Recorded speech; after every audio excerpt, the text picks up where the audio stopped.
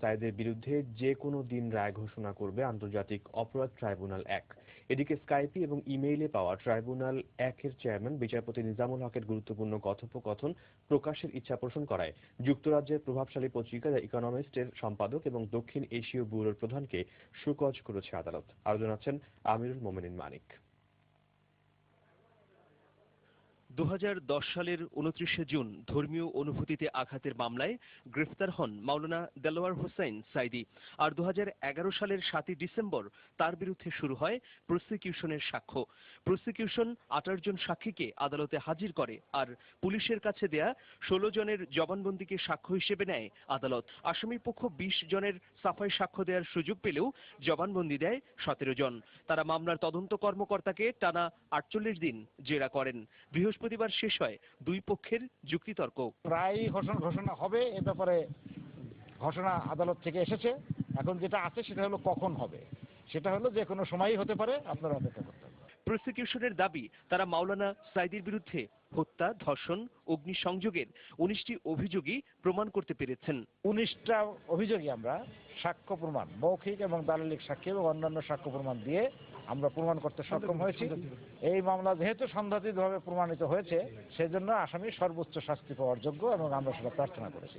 বিচার কাজ শেষ হলে বক্তব্য রাখেন মাওলানা সাইদি। এ সময় তিনি আল্লাহর নামে শপথ করে বলেন, তার বিরুদ্ধে যেসব অভিযোগ আনা হয়েছে সেগুলোর সঙ্গে বিন্দুমাত্রও তিনি জড়িত নন। এদিকে আসামি পক্ষ বলছে, ন্যায় বিচার হলে নির্দোষ হিসেবে মুক্ত হবেন মাওলানা সাইদি। মাওলানা দেলোয়ার হোসেন সাইদি শিকদার ছিলেন, এর সমর্থনে কি কাগজ দিয়েছেন? ওনারা কাগজ দিয়েছেন দাখিল সার্টিফিকেট, তাতে সাইদি লেখা আছে। যে একদিনও দণ্ড দেওয়ার মতো কোনো অভিযোগ তাদের প্রমাণ করতে পারেনি, অবশ্যই খালাস হবে। মাওলানা সাইদির মামলায় কখন রায়ের তারিখ ঘোষণা হবে এ নিয়ে ট্রাইব্যুনাল চত্বরে সারাদিনই ছিল টানটান উত্তেজনা।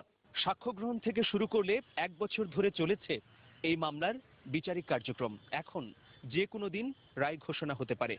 রায়ের পর সংক্ষুব্ধ পক্ষ 1 মাসের মধ্যে সুপ্রিম কোর্টের আপিল বিভাগে আপিল করতে পারবে। এদিকে ট্রাইব্যুনাল 1-এর চেয়ারম্যান আদালতকে জানান, বুধবার সকাল 10টায় লন্ডনের দ্য ইকোনমিস্ট পত্রিকা থেকে তার কাছে একটি ফোন আসে। তাকে জানানো হয়, এতদিন ধরে তিনি ইমেইল ও ইন্টারনেটে বিচারের বিষয়ে দেশ বিদেশে যেসব কথা বলেছেন তার সবটুকুই রেকর্ড হয়েছে।